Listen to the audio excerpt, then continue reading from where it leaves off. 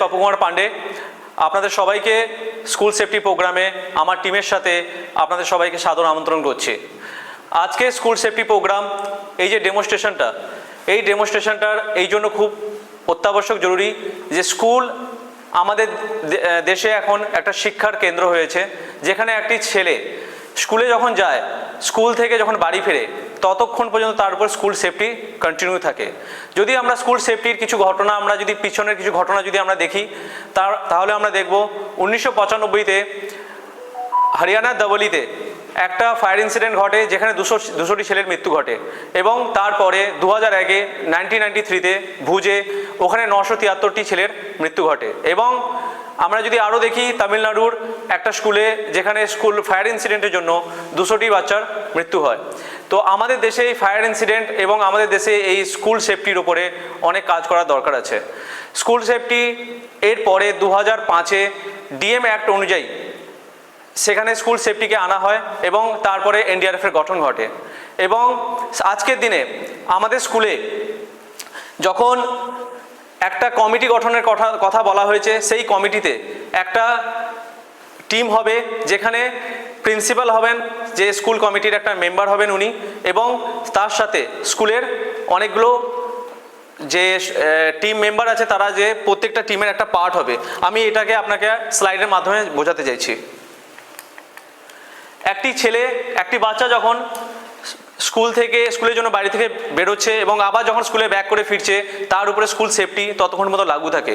এবং যদি আমরা স্কুলের যদি গঠন দেখি, আমরা সেখানে 10টি টিমের কথা বলা হয়েছে, যেখানে স্কুলের যে ডিজাস্টার ম্যানেজমেন্ট কমিটির যে হেড হবেন, উনি একজন হেডমাস্টার বা প্রিন্সিপাল হবেন, এবং তার আন্ডারে 9টি টিম থাকবে।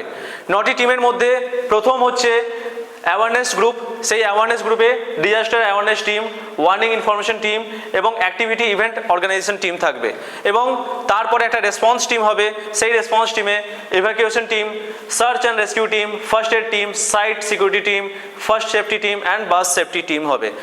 তো আপনারা এখান থেকে বুঝতে পারছেন যে বাস সেফটি থেকে শুরু করে একটা ছেলে যখন স্কুলে যাচ্ছে এবং আবার স্কুলে ফিরছে, তার উপরে স্কুল সেফটি কন্টিনিউ থাকে। তো এই ঘটনা, এই পুরো স্কুল সেফটিকে আমরা একটা ডেমনস্ট্রেশনের মাধ্যমে আমরা আপনাকে বোঝানোর চেষ্টা করব। এই ডেমনস্ট্রেশনের জন্য আমাদের সামনে আমরা একটা স্কুলের একটা সিনারিও বোঝানোর চেষ্টা করছি, যার জন্য এখানে আমাদের সামনে একটা কতগুলো বাচ্চা আমরা এখানে বসিয়েছি এবং আমাদের রেস্কিউয়ার আছে, এবং আমরা সেফটি জোনের আপনাকে এরপরে এই ইভেন্টের পরেই আপনাকে আপনার সেফটি জোনের একটা সিনারিও দেখাবো। এই মুহূর্তে আমাদের সামনে একটা ভিকটিম পাওয়া গেছে, যে হচ্ছে আনকনসিয়াস অবস্থায় পাওয়া গেছে। তো এই আনকনসিয়াস অবস্থায় যখন পাওয়া হয়, তখন আমাদের রেস্কিউয়ার আপনাদের দেখাবে কি করে তার সাথে কিভাবে তাকে হ্যান্ডেল করা হয়, সেটা আপনারা দেখুন ডেমনস্ট্রেশনের মাধ্যমে। সবার আগে সিন সিকিউর করা হয় এবং পেশেন্টকে অ্যাসেসমেন্ট করা হয়, পেশেন্টকে দেখা হয় এবং পেশেন্টের জুতো লেস ঢিলা করে পেশেন্টের জুতোটাকে খুলে দেওয়া হয়, এবং যদি বেল্ট পরা থাকে বেল্টটাকেও খুলে দেওয়া হয়, যাতে পেশেন্ট আনকমফোর্টেবল ফিল না করে, কোনো টাইটনেস যেন বডিতে না থাকে। এরপরে কি করা হয়, এরপরে সিএবির মধ্যে সার্কুলেশন, এয়ারওয়েজ অ্যান্ড ব্রিদিং, এই 3টে জিনিস চেক করা হয়। তো সার্কুলেশনের জন্য আমাদের রেস্কিউয়ার দ্বারা সার্কুলেশন চেক করা হচ্ছে। এইখানটায় ক্যারোটিড পালস থাকে, একটা ভিকটিমের ক্যারোটিড পালস চেক করা হচ্ছে, এবং যদি ক্যারোটিড পালস অ্যাবসেন্ট পাওয়া যায়, তারপরে এয়ারওয়ে দেখা হয়। ভিকটিমের এয়ারওয়ে দেখার জন্য 2টো মেথড আছে।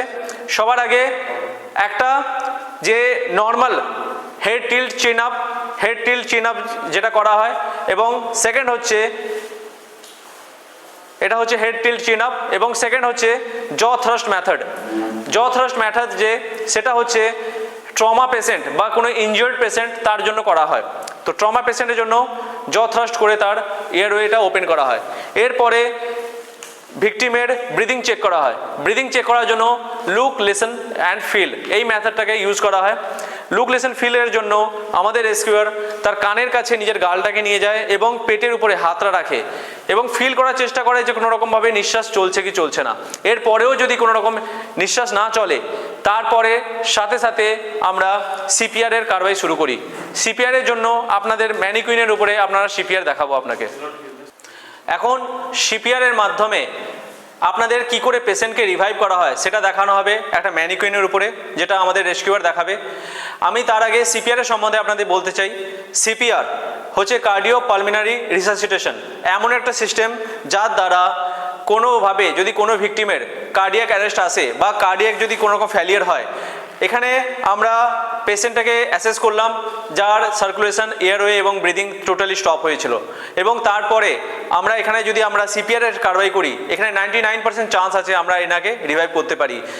এমন একটা সময় সিএবি যখন পাওয়া যায় না, সার্কুলেশন, এয়ারওয়ে, ব্রিদিং যখন পাওয়া যায় না, সেই পেশেন্ট একরকমভাবে ক্লিনিক্যাল ডেথ বলে ঘোষণা করা হয়, এবং সেই থেকে ক্লিনিক্যাল ডেথে যদি 8 থেকে 10 মিনিট সে যদি কাটিয়ে ফেলে, তারপরে তার বায়োলজিক্যাল ডেথ হয়ে যায় এবং তার হেডের যে সেলগুলো সেগুলো ধীরে ধীরে ডাই করতে শুরু করে। তো এই অবস্থায় আমরা বায়োলজিক্যাল ডেথে যাওয়ার আগে আমরা সিপিআর এর যদি কারবাই করি, আমরা এনাকে রিভাইভ করতে পারি। সেই কারবাই আপনাকে আমাদের রেস্কিউয়ার দ্বারা দেখানো হচ্ছে, সেটাই আপনারা দেখুন।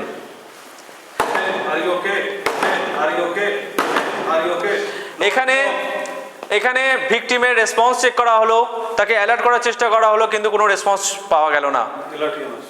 ইএমএসটাকে অ্যালার্ট করে দেওয়া হয়েছে এবং এরপরে আমাদের সিপিআর এর কারবাই শুরু হবে। সিপিআর এর কারবাই শুরু করার আগে সবার আগে খেয়াল করতে হবে তার বুকের বোতামটা খুলে দিতে হবে, এবং এখানে একটা জাইফয়েড প্রসেস লোকেট করার ব্যাপার আছে। এখানে জাইফয়েড প্রসেসটা লোকেট করা হয়েছে, তার উপরে মাস্টার হ্যান্ডটাকে প্লেস করতে হবে এবং তার উপরে আরেকটা হ্যান্ড প্রেস করতে হবে। এখানে শোল্ডার এবং হ্যান্ড টোটালি স্ট্রেচ থাকবে, কোনো রকম কোনো খাম থাকবে না, কোনো রকম কোনো মাঝখানে বাঁকা থাকবে না, শরীর একদম স্ট্রেট থাকবে, এবং 30 কম্প্রেশন দিতে হবে এবং তার সাথে দুটো ব্রিথ স্টার্ট। 2 3 4 5 6 7 8 9 10 11 12 13 14 15 16 18 19 20 21 22 23 24 25 26 27 28 29 30 কম্প্রেশন দেওয়ার পরে আমাদের আরেকটা রেস্কিউয়ার দ্বারা তাকে তাড়াতাড়ি দুটো ব্রিথ দেওয়া হবে।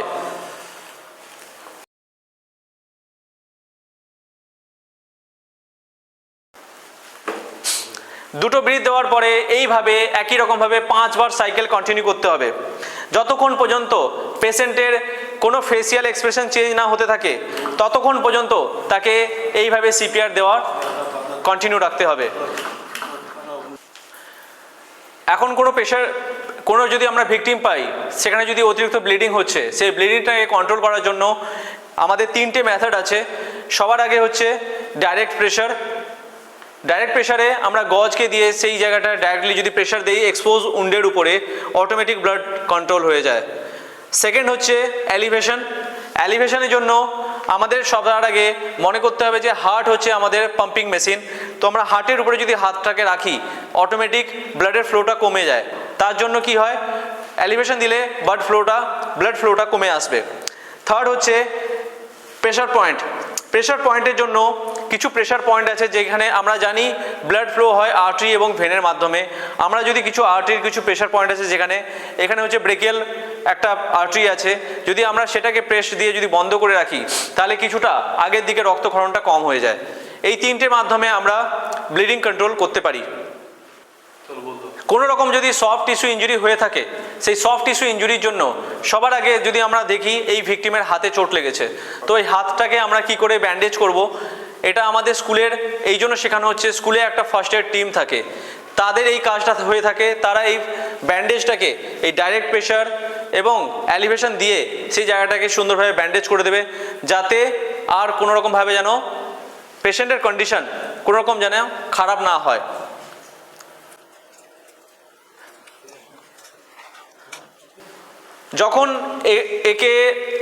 যখন ব্যান্ডেজ দেওয়া হবে সেই মুহূর্তে পেশেন্টকে অ্যাসিওর বি করতে হবে, তাকে সান্ত্বনা দিতে হবে, মানসিক সান্ত্বনা দিতে হবে, যাতে তার কোনো রকম কোনো অসুবিধা না হয়, সে মানসিকভাবে যেন না হারিয়ে ফেলে নিজেকে, সেটারও খেয়াল রাখতে হবে। এরপরে আপনাদের আমরা দেখাবো যদি কোনো রকম হেডে ইঞ্জুরি হয়ে থাকে, যদি মাথায় যদি কোনো রকম ইঞ্জুরি হয়ে থাকে, সেইটাকে কি করে আমরা কন্ট্রোল করব। সবার আগে সিজার দিয়ে ওখানকার আশেপাশে যে চুলগুলো সেগুলোকে আমরা পরিষ্কার করে নিতে হবে। তারপরে সেখানে একটা ব্যান্ডেজ দিয়ে সেটাকে প্রেশার দিয়ে তারপরে সেটাকে বাঁধতে হবে, ব্যান্ডেজের মাধ্যমে সেটাকে বাঁধতে হবে।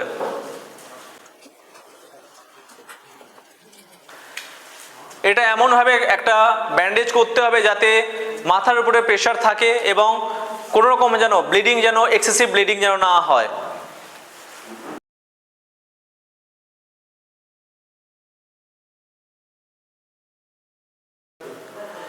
এইভাবে পেশেন্টটাকে ভালো করে মাথাটাকে ভালো করে ব্যান্ডেজ করতে হবে এবং তার সাথে সাথে একে বারবার অ্যাসুরেন্স দিতে হবে যে এর কোনো রকম কোনো অসুবিধা না হয়, মানসিকভাবে যেন না হারিয়ে ফেলে নিজেকে, সেটারও খেয়াল রাখতে হবে।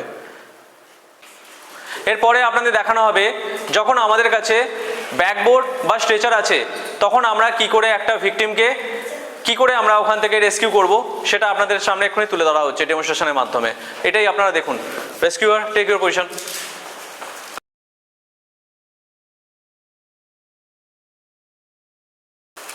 সবার আগে ভিকটিমকে সি কলারের মাধ্যমে তার নেকটাকে এবং সার্ভাইকালটাকে স্টেবিলাইজ করা হবে।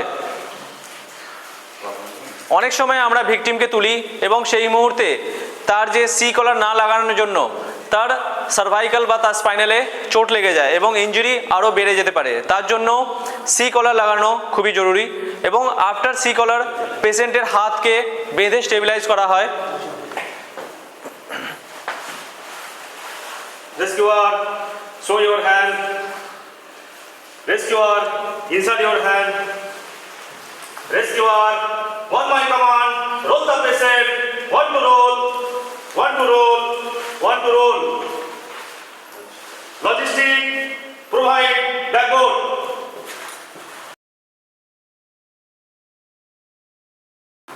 Rescuer, on my command, down the patient.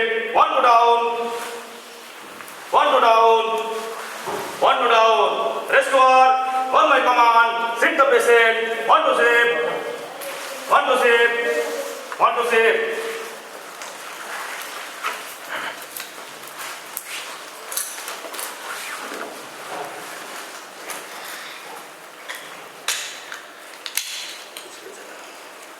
Rescuer, jagalo. Rescuer, on my command, take position. Rescuer ready. Rescuer, on my command, lift the patient. One to left, one to left, one to left. Rescuer, on my command, move the patient, head side, move. এইরকম মুভমেন্টের জন্য আমাদের 4 জনের প্রয়োজন। স্কুলের যে senior ছেলেগুলো আছে আমরা তাদের এই কাজে লাগাতে পারি। অনেক সময় আমাদের বাড়িতে এই ব্যাকবোর্ড বা স্ট্রেচার অনেক সময় আমাদের পাওয়া যায় না, তো আমাদের বাড়িতে কিছু জিনিসপত্র থাকে, যদি সেগুলো দিয়ে আমরা যদি কোনো রকম স্ট্রেচার তৈরি করতে পারি, আমরা কোনো রকম কোনো পেশেন্টকে বা কোনো ভিকটিমকে এক স্থান থেকে অন্য স্থানে আসানিতে আমরা নিয়ে যেতে পারবো। সেটাই আপনাকে ডেমনস্ট্রেশনের মাধ্যমে দেখানো হবে কি করে দুটো, যদি আপনাদের কাছে পোল থাকে, দুটো যদি ডান্ডা থাকে এবং যদি আপনাদের কাছে বাড়িতে ব্ল্যাঙ্কেট থাকে, সেটাকে দিয়ে কিভাবে আপনারা স্ট্রেচার তৈরি করবেন। সবার আগে স্ট্রেচার ব্ল্যাঙ্কেটটাকে পুরোটা খুলে দিতে হবে এবং পোলটাকে 1/3 করে রাখতে হবে, প্লেস করতে হবে এবং তারপরে ফোল্ডিংটা ভালো করে আপনি দেখতে পাবেন। পেশেন্ট যতটা চওড়া বা ভিকটিম যতটা চওড়া সেই হিসেব করে তাকে একটা ফোল্ডিং করে, ব্ল্যাঙ্কেটের ফোল্ডিং করে একটা স্ট্রেচার তৈরি করা হবে এবং সেটা দেখুন কীভাবে তৈরি করছে আমাদের রেস্কিউয়ার। এইভাবে আমরা একটা স্ট্রেচার তৈরি করে ইজিলি একটা ভিকটিমকে এক স্থান থেকে অন্য স্থানে আমরা নিয়ে যেতে পারি, যেটা আমাদের বাড়ির মধ্যেই উপস্থিত আছে।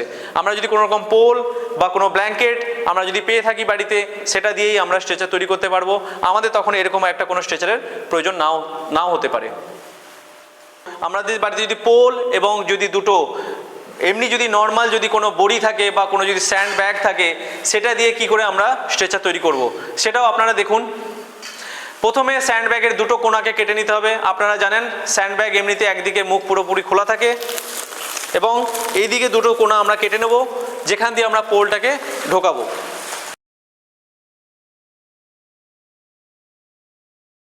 ব্যাগটাকে আমরা ইন্টারলক করে দেবো যাতে কোনো রকম বাধা না পায় শুতে গিয়ে একটা ভিকটিমের উপরে, তো সেইভাবে আমরা স্ট্রেচার তৈরি করব এবং এটা এমন একটা মজবুত একটা স্ট্রেচার তৈরি হবে যেটা দিয়ে আমরা কোনো ভিকটিমকে এক স্থান থেকে অন্য স্থানে আমরা নিয়ে যেতে পারি। স্কুল সেফটির মধ্যে আমরা একটা ফায়ার সেফটি ড্রিলও আমাদের দেখানোর এখানে একটা হয়ে থাকে, ভূমিকা হয়ে থাকে। তো ফায়ার সেফটি ড্রিলের মধ্যে সবার আগে আপনারা দেখুন কি করে কোনো যদি কারো গায়ে যদি আগুন লেগে থাকে, সবার আগে তার কি করা উচিত, তার কি প্যানিক হওয়া উচিত, না তাকে দৌড়ে পালিয়ে যাওয়া উচিত, না তার কি করা উচিত। তো সবার আগে এখানে একটাই formula, stop, drop and roll, এই ফর্মুলাটা ইউজ করতে হবে। সবার আগে পেশেন্ট যদি দৌড়াতে থাকে, তার গায়ে বেশি আগুন লাগবে, সে দাঁড়িয়ে যাবে এবং সে ড্রপ হয়ে যাবে, পড়ে যাবে এবং তারপরে সে রোল হতে থাকবে মাটিতে। তখন কি হবে, এখানে কি হবে, তার গায়ে আমরা যেরকমটা জানি আগুনের জন্য তিনটে জিনিসের প্রয়োজন হয়। সবার আগে কি হয়, অক্সিজেন, হিট অ্যান্ড ফুয়েল। এখানে আমরা যখন ড্রপ হয়ে যখন রোল হতে থাকি তখন অক্সিজেন কাট অফ হতে থাকে, তখন আগুনটাকে নিভে যাওয়ার চান্স থাকে। আমাদের কাছে ফার্স্ট এড হিসাবে আমাদের ফায়ার এক্সটিংগুইশার থাকে, যেটা প্রতিটা স্কুলে অবস্থান করছে।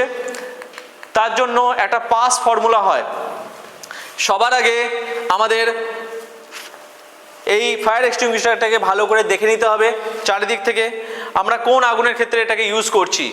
এটা কি এ বি সি ডি চারটে ভাবে আগুনটাকে ভাগ করা হয়েছে। এ ক্লাস আগে হচ্ছে কোনো কাঠ এবং কোনো কাগজের আগুন, বি ক্লাসে হচ্ছে কোনো রকম গ্যাসের, এবং সি ক্লাসে হচ্ছে লিকুইড, এবং ডি ক্লাসে হচ্ছে মেটাল। তো আমরা কোন আগুনের ক্ষেত্রে কোনটা ইউজ করছি এক্সটিংগুইশার, সেটা আমাদের দেখে নিতে হবে, যেটা এখানে একটা ডিসপ্লে বোর্ডের মাধ্যমে আপনাদের দেখানো হয়েছে। তারপরে এক্সটিংগুইশারটাকে আমাদের সবার আগে পাস ফর্মুলা ইউজ করতে হবে, পুল দ্য পিন। এখানে এই পিনটাকে পুল করতে হবে, পুল দ্য পিন। তারপরে এম, আমরা আগুনটাকে সবসময় কোথায় দেব, আগুনটা সবসময় এম আমরা কোন দিকে করব, যেখানে আগুন লেগেছে তার বেসে, তার নিচের দিকে, তার বেসে আগুন আমরা যদি নেভাতে পারি তাহলে আগুনটা সারফেসেও নিভে যাবে। সেকেন্ড হচ্ছে স্কুইজ। স্কুইজের মানে হচ্ছে এখানে যে হ্যান্ডেলটা ধরে আছে আমার রেস্কিউয়ার, এই হ্যান্ডেলটাকে স্কুইজ করতে হবে যাতে ওর মধ্যে যে ডিসিপি পাউডারটা আছে সেটা ডিসবার্স হতে পারে। সেকেন্ড হচ্ছে sweep. Sweep side by side sweep করব যাতে আগুনটা নিভে যায়। তো আপনারা এর মাধ্যমে বুঝতে পারলেন, সবার আগে পুল দ্য পিন, তারপরে এম করব এবং স্কুইজ করব এবং সুইপ করব। এটাই হচ্ছে আমাদের ফায়ার ফাইটিং করার জন্য আমাদের স্কুলে অবস্থান করছে যে ফায়ার এক্সটিংগুইশার, তার মাধ্যমে আমরা আগুনের উপরে কন্ট্রোল পেতে পারি। এই ডাক কভার অ্যান্ড হোলটা আপনাকে দেখানোর জন্য আমাদের একটা স্কুলের একটা সিনারিও সৃষ্টি করা হয়েছে, যেখানে বাচ্চারা আপনাদের মধ্যে করে দেখাবে এক্ষুনি। যদি আর্থকুয়েকে সাইরেন বাজছে তো তখন এরা কি করবে, নিজেদের ব্যাগকে নিজের মাথার উপর নেবে এবং পজিশন বানিয়ে, ছোট থেকে ছোট পজিশন বানিয়ে নিজের মাথাটাকে প্রোটেক্ট করতে হয়ে এরা টেবিলের নিচে নিজেদের নিরাপদ জায়গায় নিজেদের নিয়ে আসবে এবং 60 সেকেন্ড পর্যন্ত এরা কাউন্টিং করবে। তারপরে এখানে এদের যে অ্যাসিস্ট্যান্ট টিচার আছে ওনার নির্দেশে এরা সেফ জোনে গিয়ে ওখানে দাঁড়াবে এবং সেফ জোনে ওখানে এদের কাউন্টিং হবে। এবং কাউন্টিং হওয়ার পরে যদি দেখা যায় এখানে কোনো বাচ্চা মিসিং আছে, সেই মুহূর্তে তার লোকেশনটাকে ট্র্যাক করার জন্য একটা ইনপুট নিতে হয়, যে বাচ্চাদের মধ্যে জিজ্ঞাসা করতে হয় যে সে লাস্ট কোথায় দেখা গেছিলো তাকে, সেই হিসাবে তার লোকেশন ট্র্যাক করা হয় এবং তারপরে জানা যায় যে কোনো বাচ্চা হয়তো মিসিং আছে এবং সেই জায়গাটায় আমাদের সার্চ করে তাকে ইভ্যাকুয়েট করতে হবে। এই সময় বাচ্চারা ডাক রোল অ্যান্ড কভারের মাধ্যমে নিজের হেডটাকে লুকিয়ে রেখেছে এবং নিরাপদ জায়গা যাওয়ার জন্য, একটা অ্যাসেম্বলি এরিয়া যাওয়ার জন্য এরা নিজের হেডটাকে কভার করে। এই সময় এনাদের সাথে এনাদের যে টিচার থাকবে উনি সঙ্গে থাকা দরকার আছে, যিনি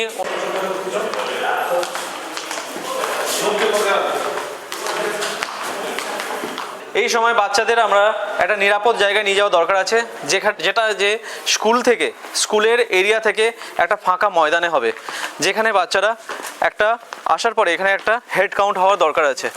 এই হেড কাউন্টটাই মেন, যেটা সকালের অ্যাটেন্ডেন্সের পরে এই হেড কাউন্টটা ম্যাচ করার দরকার আছে। এই ম্যাচের উপরে ডিপেন্ড করে সমস্ত রকমভাবে এটা হবে যে সমস্ত রকম বাচ্চাদের কাউন্টিং করা হবে। স্কুল সেফটি প্রোগ্রামে আমাদের আরেকটা জিনিস আমরা কভার করতে চাই, সেটা হচ্ছে কোনো রকম থান্ডারিং যদি কোনো কেস হয়ে থাকে, তো সেটা থেকে যদি আপনি কীভাবে মিটিগেট করবেন সেটার জন্য বজ্রপাত বৃষ্টির সাথে হতে থাকে আমাদের এই এলাকাগুলোতে বেশি করে দেখা যায় বৃষ্টির সময়।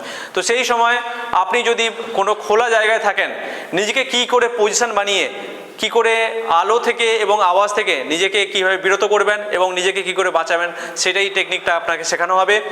এরপরে আপনি এটাও লক্ষ্য করবেন যে যখন বজ্রপাত হচ্ছে আপনি যেন কোনো রকম ইলেকট্রিক পোলের সামনে না থাকেন বা কোনো গাছপালার যেখানে কোনো গ্রিনারি বেশি আছে, গাছপালা আছে, বড় গাছপালা আছে, ওখানে যেন না থাকেন। কেন দেখা গেছে এটাই যে বজ্রপাত সবসময় গাছপালার উপরেও বেশি হয় এবং ইলেকট্রিক পোলের সাথেও হয়। তো যদি আপনি এরকম খোলা গ্রাউন্ডে হয়ে থাকেন, তো সবার আগে আপনি কেমন করে পজিশন বানাচ্ছেন সেটা আপনাকে আমাদের রেস্কিউয়ার দেখাচ্ছে। এটাকে বলে ক্রোচ পজিশন। এখানে কানকে এবং নিজের চোখকে বন্ধ করে রাখতে হবে এবং ছোট থেকে ছোট পজিশন বানিয়ে একটা নির্দিষ্ট জায়গায় বসে থাকতে হবে।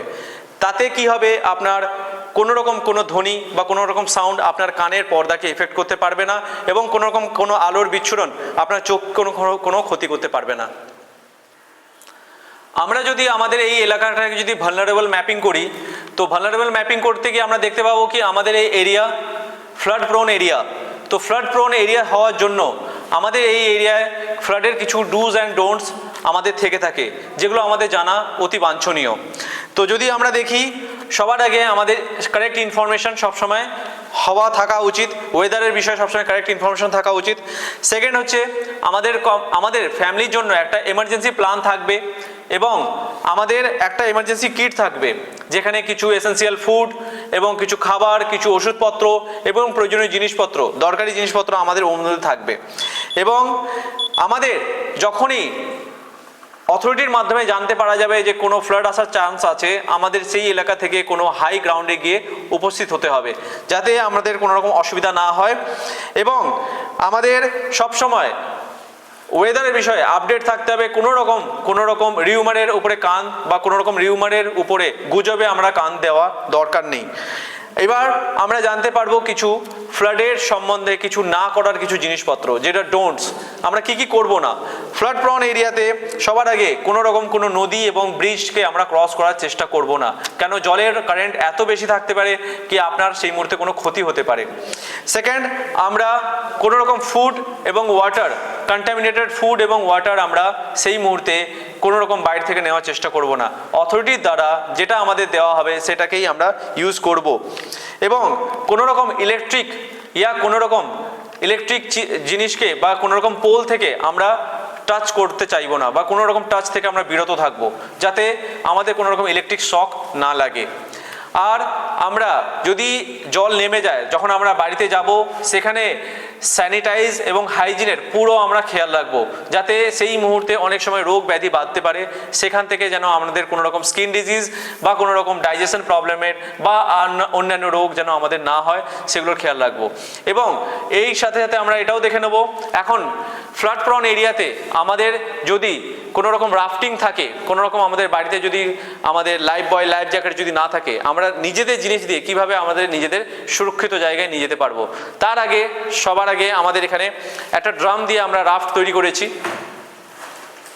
এটাকে ইউজ করার জন্য দুটো জ্যারিকেন লাগবে এবং এখানে রেস্কিউয়ার সেটা নিজের পেটের উপরে বেঁধে বা কোনো ভিকটিম নিজের পেটের উপরে বেঁধে জলের উপরে নিজেকে এক স্থান থেকে অন্য স্থানে আসানি সে নিয়ে যেতে পারবে। যদি তারপরে আমরা দেখি বোতল থাকে, সেগুলোকে বেঁধেও আমরা এক স্থান থেকে অন্য স্থানে নিজেদের একটা রাফট তৈরি করে নিজেদের নিরাপদ জায়গায় নিয়ে যেতে পারি। এবং এর সঙ্গে বাড়িতে ছোটোখাটো জিনিসপত্র এবং বাম্বু দিয়ে, বাঁশ দিয়ে আমরা অনেক রকম রাফট বানাতে পারি, যেটা আমরা হাত রেখে এর উপরে আমরা যদি সুইমিং যদি জানি অল্প বিশদ, তাহলে আমরা এক জায়গা থেকে অন্য জায়গায় ইজিলি পার করতে পারি। এটাকে বলা হয় লাইফ বয়, যেটার হচ্ছে 4 থেকে 6 জন এটাকে ইজিলি জলের উপরে এটাকে নিয়ে করতে পারে, এই রোপ ধরে অনেকক্ষণ ধরে নিজের উপরে জলের উপরে নিজেকে স্টে করতে পারবে। তো এটা লাইফ বয়, যেটা কোম্পানি দ্বারা প্রোভাইড করানো হচ্ছে। এবং একটা হচ্ছে লাইফ জ্যাকেট, যেগুলো হচ্ছে এক্সপার্ট টিমের কাছেই থাকতে পারে। যদি এরকম কিছু পেয়ে থাকেন, তো এই লাইফ জ্যাকেট যেটা হচ্ছে 72 ঘন্টা জলের উপরে আপনাকে সার্ভাইভ করতে হেল্প করবে। এই লাইফ জ্যাকেটকে বাঁধার আগে ভালো করে স্ট্রিপটাকে ভালো করে টাইট করে বেঁধে নিতে হবে। আমরা এই স্কুল সেফটি ডেমনস্ট্রেশনে আপনাদের কিছু এনডিআরএফের রেস্কিউ করার জন্য কিছু ইকুইপমেন্ট আপনাদের আমরা দেখাতে চাই। তার মধ্যে সবার আগে হচ্ছে কার্বাইড টিপ চেনসা। এটা দিয়ে কোনো রকম কোনো গাছপালা সাইক্লোনের টাইমে যখন রাস্তা বাধিত করে, ঝড় বৃষ্টি হয়ে গাছপালা পড়ে যায়, তখন আমরা এটা দিয়ে সেটাকে কাট করে সেই রাস্তাটাকে স্মুথলি আমরা আবার চালু করে ফেলি, যার জন্য এটা আমাদের অনেক কাজে লাগে, carbide tip chainsaw. Next, chipping hammer. যখন আমরা কোনো সিএসএসআর মানে collapse structure search and rescue অপারেশনে যাই, কোনো রকম কোনো স্ল্যাব যদি আমরা পাই, সেখানে যদি আমাদের কোনো চিপিং করে কোনো কিছু আমাদের রেস্কিউ করতে হয় বা কোনো যদি আমাদের অ্যাসেস বানাতে হয়, তখন আমাদের এটার কাজে লাগে। এটা হচ্ছে মিডিয়াম চিপিং হ্যামার। এ বাদেও আমাদের রেস্কিউয়ারদের জন্য কিছু পিপিই আছে, পার্সোনাল প্রোটেক্টিভ ইকুইপমেন্ট আছে, যার মধ্যে এটা হচ্ছে হার্ড টু বুট। এই বুটটা পরে আমাদের রেস্কিউয়াররা সিএসআর অপারেশনে কাজ করে থাকে। এ বাদে helmet, gloves, hard duty gloves and eye protector. এ বাদেও আমাদের কাছে অনেক কিছু ইকুইপমেন্ট থাকে যেগুলো আপনাদের এই মুহূর্তে এই কম সময়ের মধ্যে দেখানো সম্ভব হয়ে উঠছে না। আমরা আশা করব আপনাদের এই স্কুল সেফটি প্রোগ্রামটা আপনাদের সাথে শেয়ার করে আপনাদের অনেক উপযোগী হয়ে উঠবে। ধন্যবাদ।